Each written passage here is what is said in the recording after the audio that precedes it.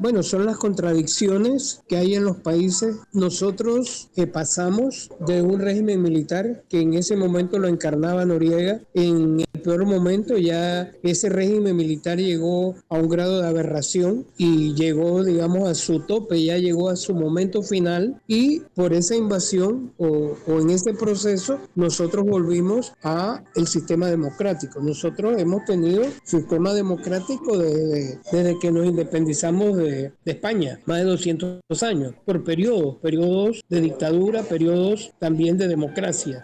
A raíz de allí nosotros comenzamos pues a vivir de nuevo un periodo democrático, que es el que estamos viviendo actualmente. Claro. 12:10, ya está con nosotros el doctor profesor Rafael Candanedo, quien nos acompaña como cada lunes aquí en Menú Ejecutivo Bancón.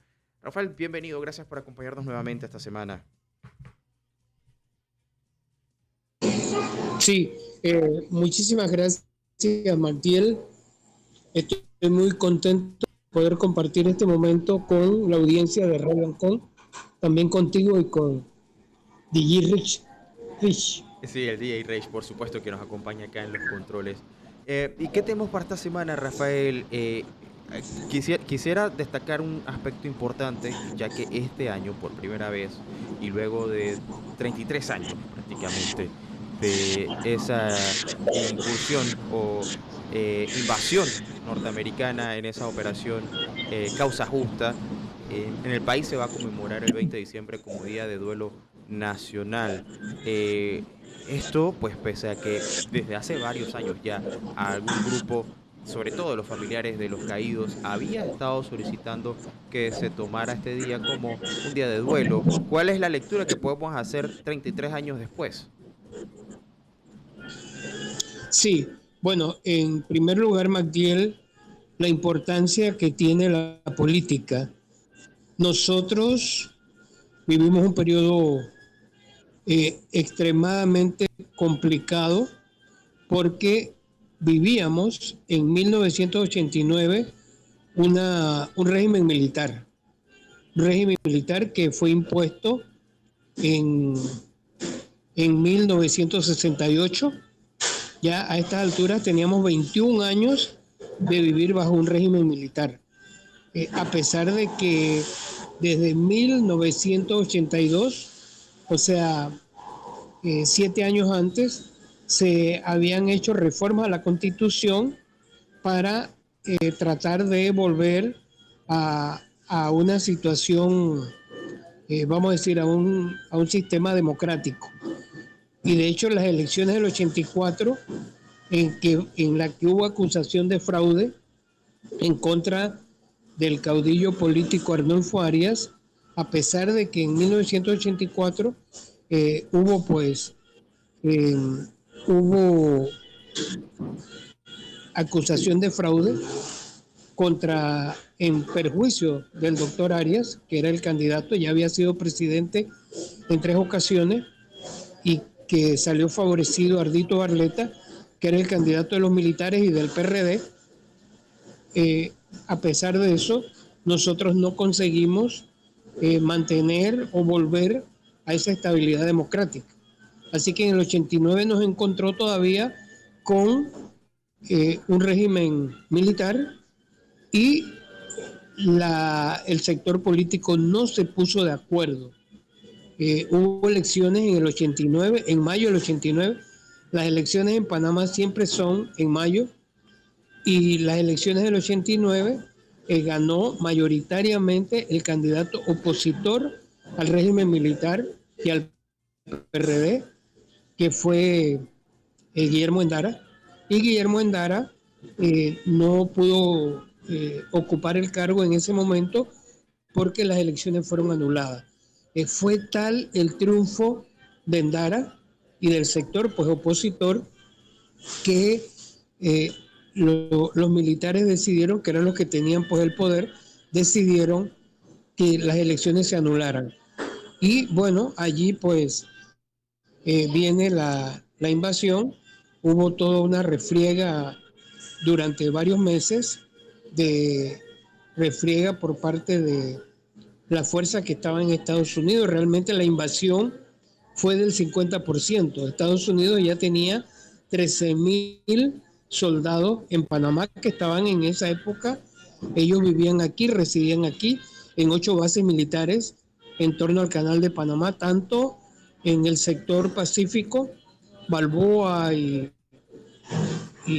bueno, Balboa y también en el área de Colón, las bases que estaban en Colón. Acá en el Pacífico estaba Clayton, estaba Howard, estaba Howard, también Bueno, está Albrook, la ciudad del saber, por y supuesto. en el y en Colón había varias también, en Colón había otras como Davis. Entonces, 13.000 soldados había en ese momento, y para la invasión ellos trajeron 13.000 soldados más. O sea que en total fue una invasión de 20.000 soldados, 26.000.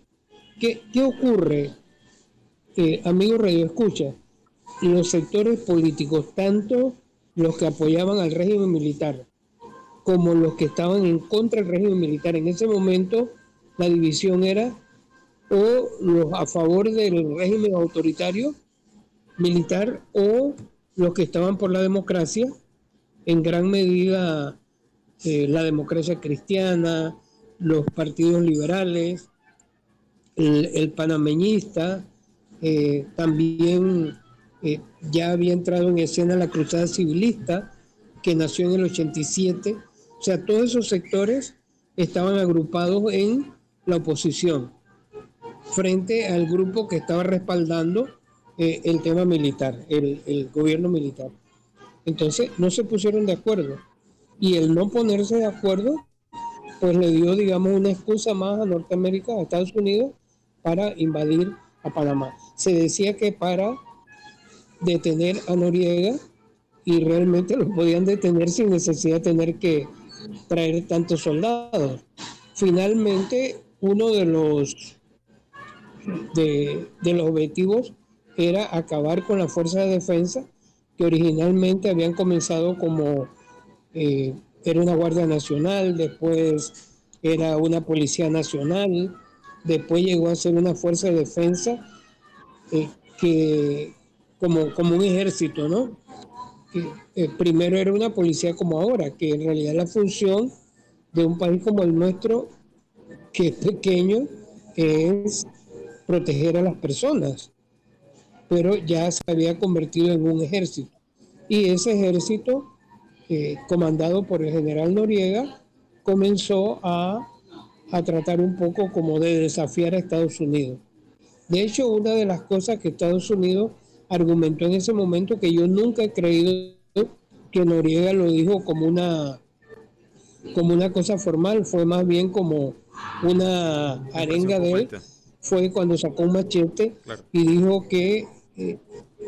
dijo que le declaraba la guerra a Estados Unidos, pero no era una declaratoria de guerra como se declaró la guerra, era más bien una bravuconada, una así bocón, ¿no? Claro, Diciendo que iba a desafiar a Estados Unidos. Estados Unidos se lo tomó como en serio, y si le faltaba una excusa, esto fue el 17 de diciembre, pero mira, desde agosto ya Estados Unidos había mandado aquí a Clayton, donde está hoy la Ciudad del Saber, ahí quedaba el cuartel general del Comando Sur de Estados Unidos.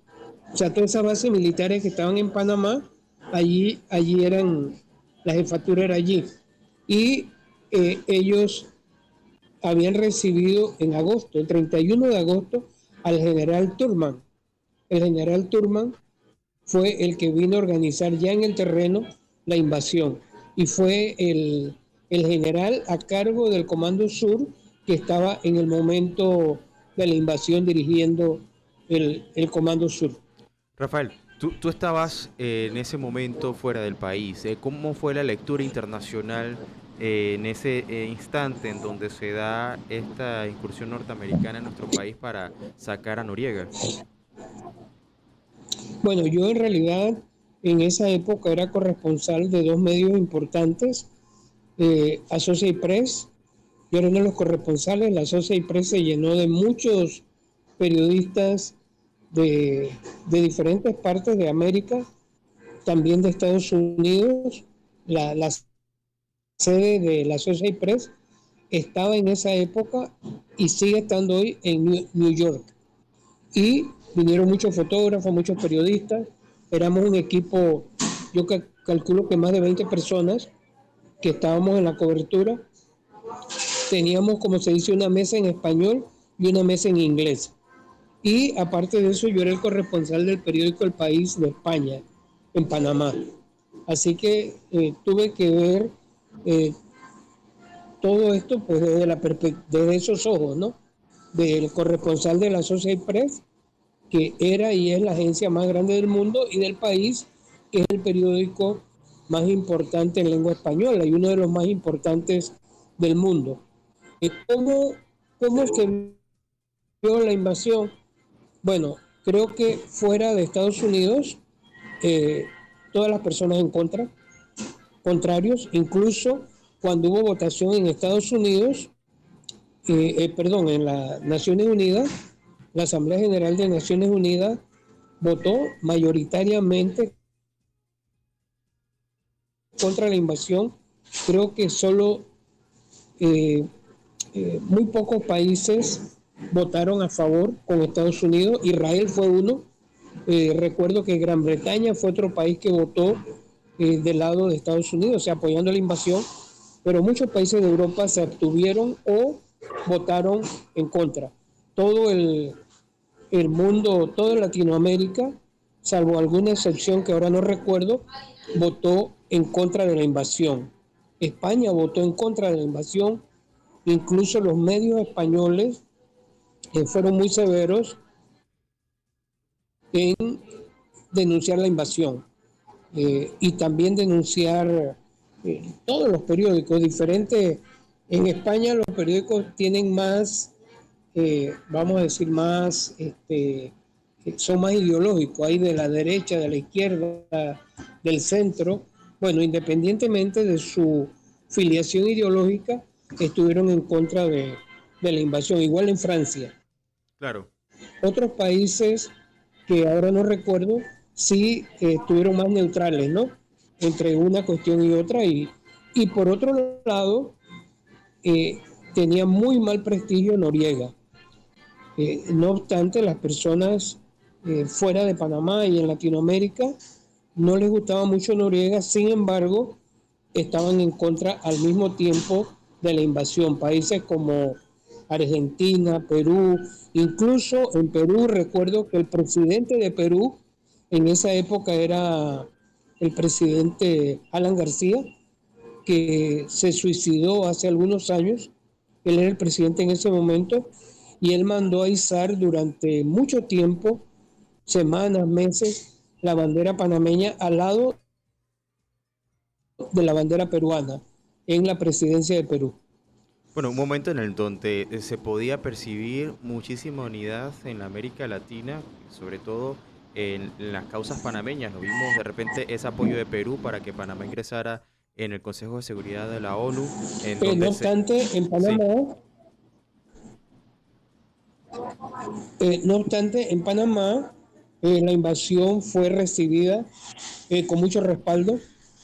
En esos días hicieron una encuesta y decía que el 93% de los panameños apoyaba la invasión al inicio. Poco a poco eso fue cambiando.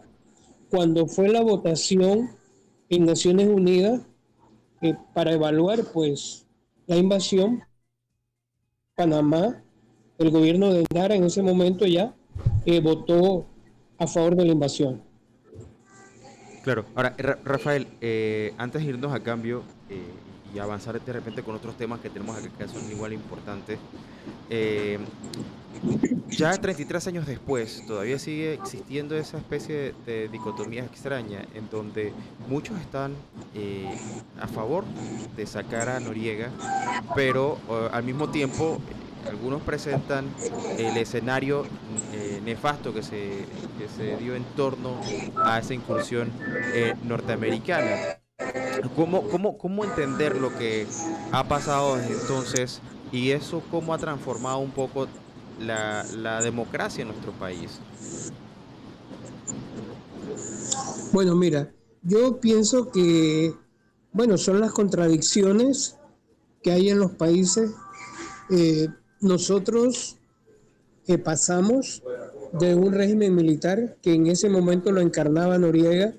En el peor momento ya ese régimen militar llegó a un grado de aberración y llegó, digamos, a su tope, ya llegó a su momento final y eh, por esa invasión o en ese proceso nosotros volvimos a el sistema democrático. Nosotros hemos tenido sistema democrático desde que nos independizamos de España, más de 200 años, por periodos de dictadura, periodos también de democracia. A raíz de allí nosotros comenzamos pues, a vivir de nuevo un periodo democrático, que es el que estamos viviendo actualmente. Claro, hoy casi que estamos como en vísperas de la invasión. Nuestro sistema democrático ha hecho agua, ha colapsado, y en este caso ya no por los militares, sino por la corrupción.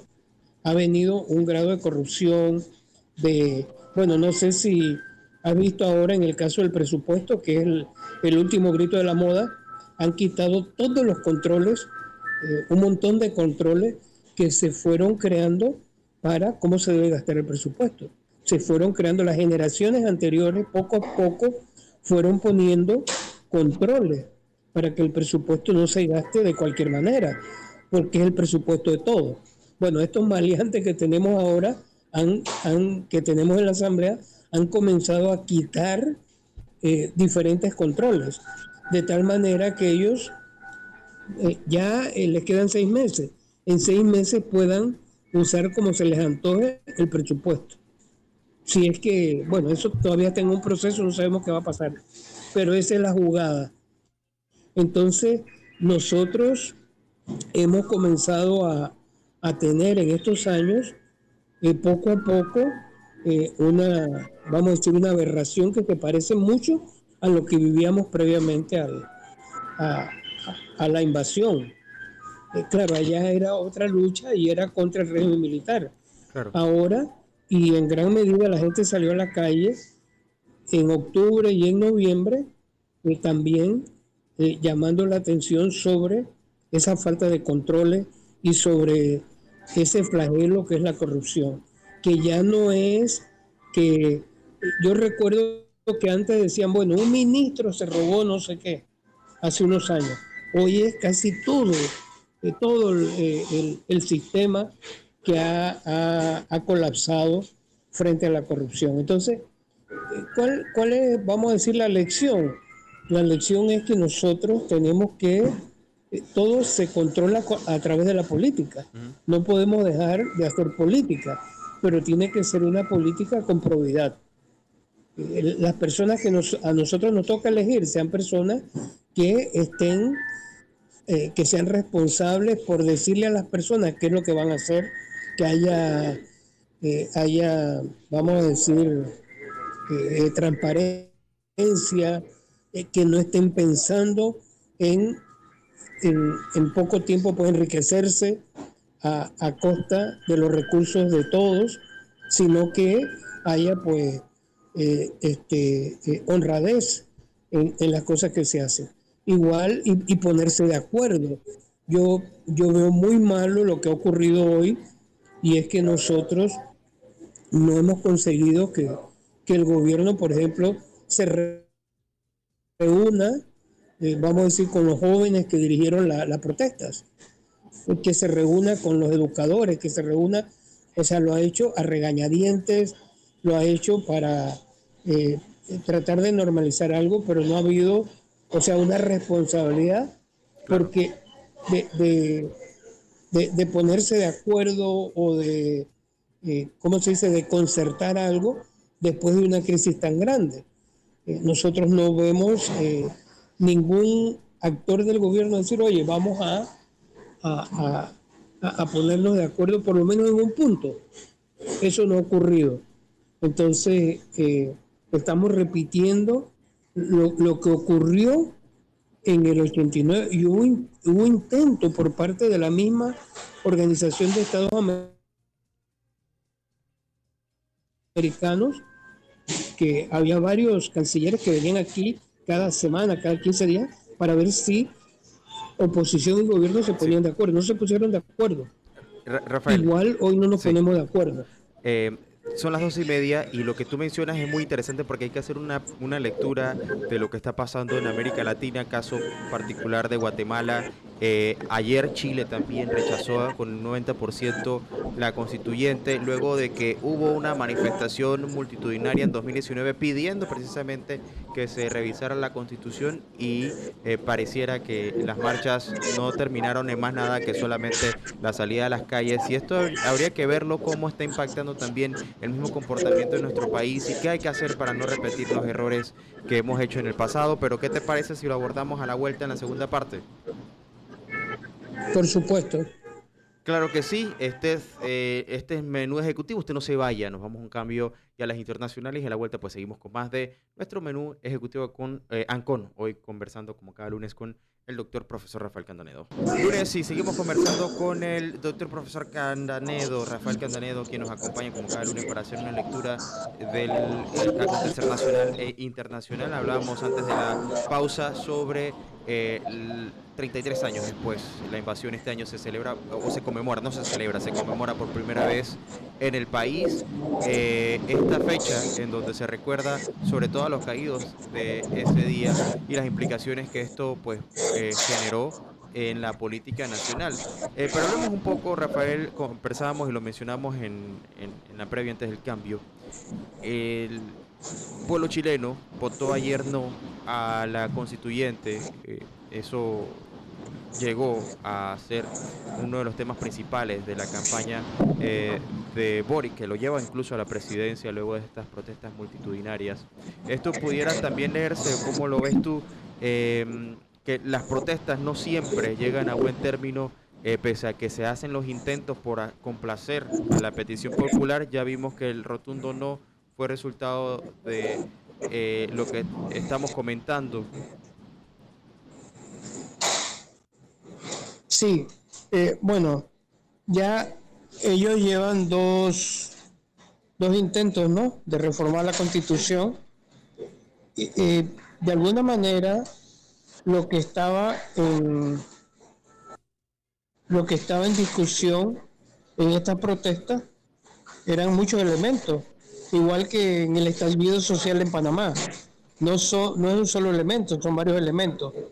Aquí nosotros no metimos el tema de la constituyente en las protestas en Panamá.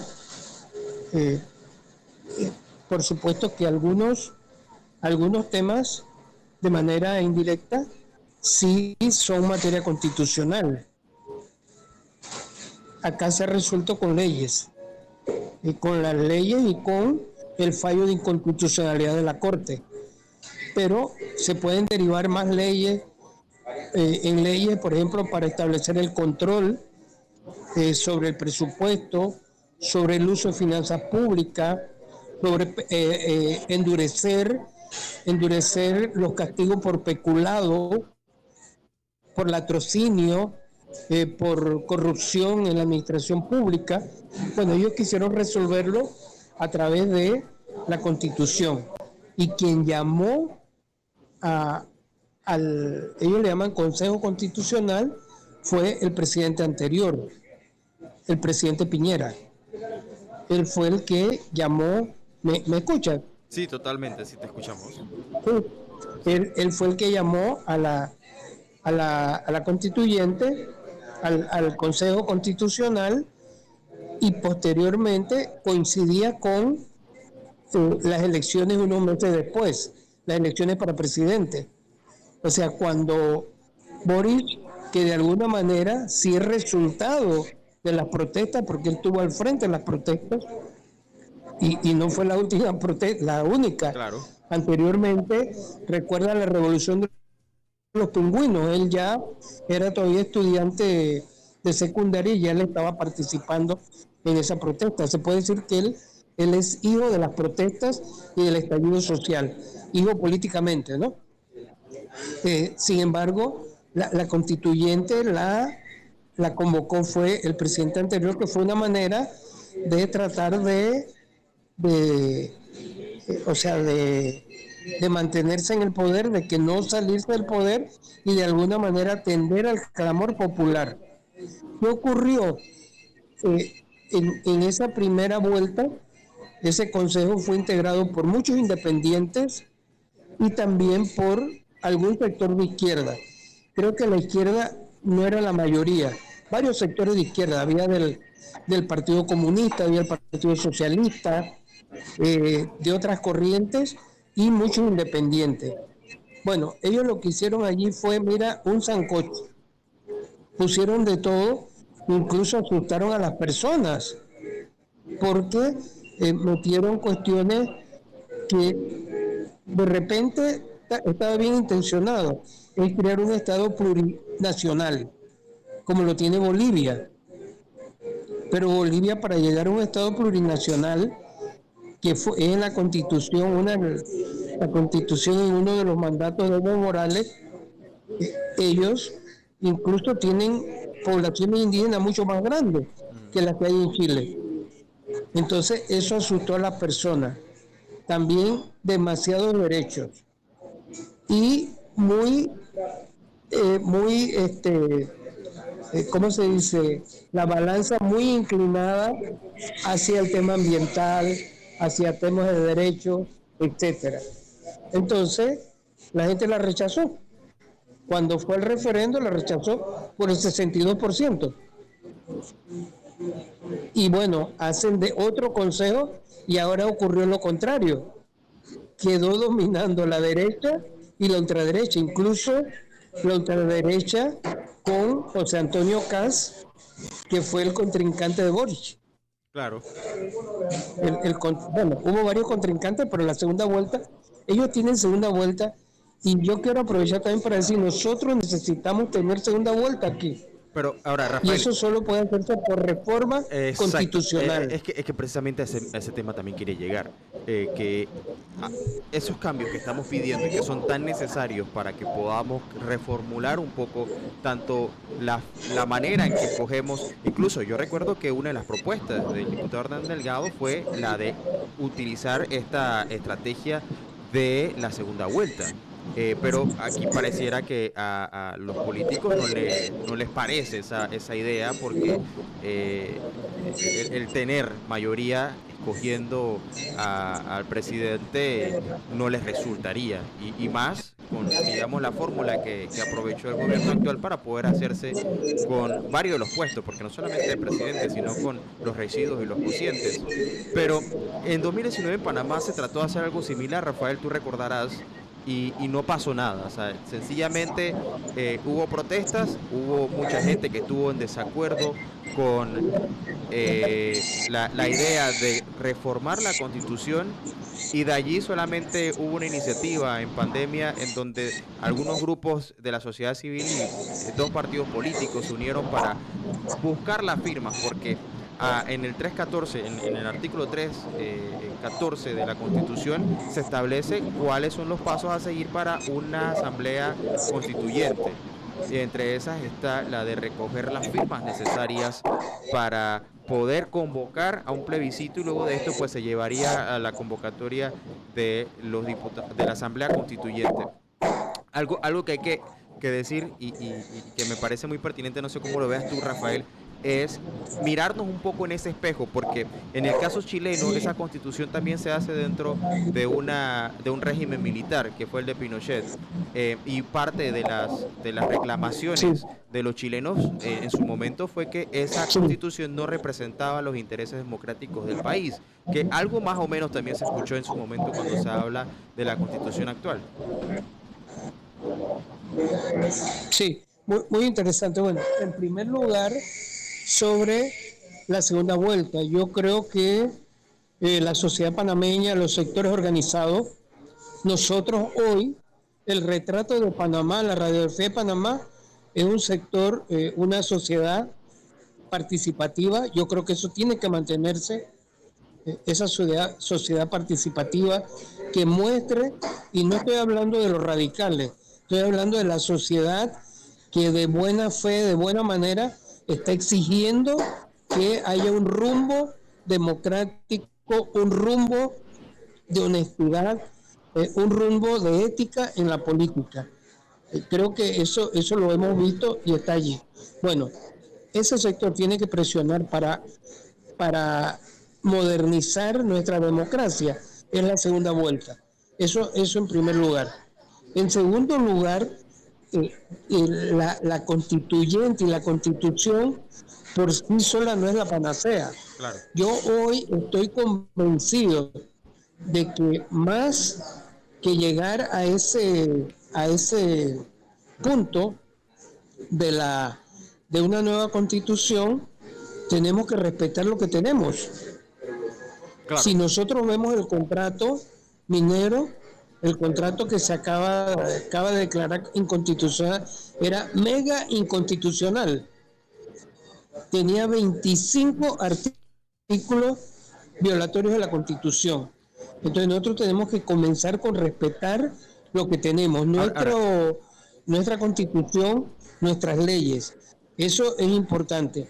¿Qué ha ocurrido en Panamá, en la República, en las 4 constituciones que hemos tenido? ¿Qué ha ocurrido? Todas han nacido desde el poder, no del poder ciudadano, claro. desde los que han tenido el poder político.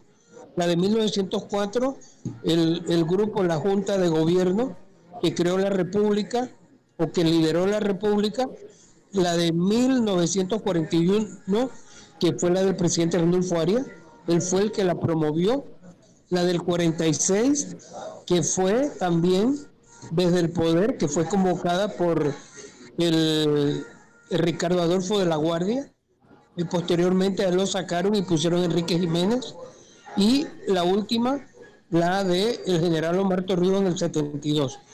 Todas las 4 constituciones, cada una de esas constituciones han nacido desde el poder. No es que un grupo de ciudadanos, a mí me crea mucha decepción poner a recoger a los ciudadanos firmas cuando el que está en el poder hace lo que le parece. Es lo que hizo, por ejemplo, Cortizo con aquella propuesta que salió de la concertación nacional Claro. y Ahora, que se pero, la llevaron y que estaba bien intencionada. claro, pero, Digo, Rafael, pero, no resolvíamos todos los problemas, pero había cosas allí que trataban de mejorarse. claro, pero en el particular de esas propuestas, o ese paquete de propuestas, que dicho sea de paso, lo hace, lo redacta o lo envía el mismo grupo que se encargó de toda la estructura para llamar al plebiscito en el momento en el que se crea o se da la iniciativa de la expansión del canal o del tercer juego de esclusas. Ese grupo consultivo, que dicho sea de paso, termina siendo también parte de la sociedad civil panameña la que redacta ese paquete de propuestas que no necesariamente tenían que estar vinculados al poder, sino que eran distintos sectores que aportaron sus ideas, lo llevaron al Ejecutivo. Quizás la parte que fue mal lectura o mala lectura del Ejecutivo en su momento, iniciando incluso, porque hay que decir esto, Rafael, porque esto es interesante, que empieza el gobierno Cortizo con esta propuesta de reformar la Constitución. O sea, uno de los pendientes que habían dejado pasar algunos presidentes y parte de esa petición de varios sectores de Panamá era el de examinar el tema de la Constitución. Y lo hace Cortizo, pero no le sale porque toma el paquete y lo envía a la Asamblea y se forma entonces todo lo que conocemos que no terminó en absolutamente nada y se engavetó la discusión. No hubo Sí, nuevamente. pero Sí, en este caso, ni Cortizo estaba interesado ni la Asamblea estaba interesada. claro, Es más, la Asamblea hizo 40 propuestas, todo para beneficio personal o a su antojo. Puso 40 adendas, 40 enmiendas al paquete original. Pero en el caso de el título constitucional del canal, todos estuvieron de acuerdo, incluidos los poderes. vamos a decir que fue la sociedad civil, las personas que en ese momento estaban interesadas en que la transición del canal tuviera, tuviera un crédito ahí en la Constitución, que esto había que verlo de otra manera, sacar la operación del canal de la política, etcétera. Estaba bien intencionado, pero tuvo el apoyo tanto del gobierno, de los que estaban en el poder en ese momento, en la era Endara y en la era Pérez Valladares. O sea, lo que quiero decir es que el poder está. Entonces, la otra cuestión es que la constitución chilena, la de Pinochet, que se dice Pinochet, tiene 60 enmiendas. La constitución que se dice de Torrijos, esa constitución ya lleva 6 reformas. Nosotros podemos seguir reformando. Es más, nosotros debíamos estar reformando siempre. Por ejemplo, si este gobierno no estuviera dormido, tendría que estar pensando en algunos aspectos para hacerlo en 2 legislaturas, como se dice. Una propuesta que ahora la aprueben ahora mismo, antes de irse, y que sea consensuada con, con los actores políticos que van a gobernar a partir de, o bueno, que están intentando gobernar, como se hizo con el título constitucional del canal. Cuando Endara estuvo de acuerdo, por impulso de la sociedad civil, por participación de la sociedad civil, con este título constitucional del canal, se puso de acuerdo con quien no se sabía quién iba a gobernar posteriormente. Pudo haber sido hasta Rubén Blades. Claro. Ganó fue Pérez Valladares. Y Pérez Valladares y cumplió y consiguió que en la asamblea, bajo su mandato, se aprobara en segunda, para la otra asamblea, ¿no? Del título constitucional del canal. O sea, hay otra fórmula. No hay que descartar, pero hay que buscar el momento. Mira que Chile tiene 4 años ya y no, a pesar de que, como tú bien señalaste al inicio, el estallido social demandaba esta nueva constitución y en todo el mundo fue la gran esperanza, como un país, después de una revuelta como esa, digamos, trataba de mejorar su constitución, modernizarla, etcétera, y mira lo que ha pasado. Llevan ya 4 años de estar allí, que yo tampoco quiero decir que son años perdidos. La, la, la democracia chilena sale fortalecida cada vez que sus ciudadanos dicen no la queremos la constitución por la izquierda, no la queremos por la derecha. ¿Ve? Y tendrán que esperar su momento. Sin embargo, creo que no está de más decir que esa constitución de Pinochet lleva 60 reformas. Ya de lo de Pinochet queda poco. Claro, hay elementos fundamentales que estaban en la protesta. Uno es una educación mucho más universal. Eso no está en constitución hoy. Lo otro es el tema de las pensiones, que hoy está principalmente en manos privadas. La gente quiere que regrese a un sistema diferente, que es otro dolor de cabeza que nosotros tenemos aquí, el de los fondos del Seguro Social. Pero no necesariamente lo vamos a resolver a punta de reformar la Constitución. Eso es lo que quiero decir. Claro. Pero bueno, volviendo al tema de la invasión, nosotros tenemos que ponernos de acuerdo. Yo tengo muy mala impresión de gente que no quiere reunirse con los otros actores políticos. Necesitamos reunirnos, así sea, no sé, para tomar un café, porque ya nos ha ido mal cuando no, mira, cuando la OEA vino en el 89 a negociar, después de la anulación de las elecciones, ellos se reunían a regañadientes, pero no se pusieron de acuerdo. Y allí tuvimos esto tan terrible que es una invasión. Claro. Por no ponernos de acuerdo políticamente. Las soluciones están en la política. Y fíjate, lo que ha ocurrido hoy,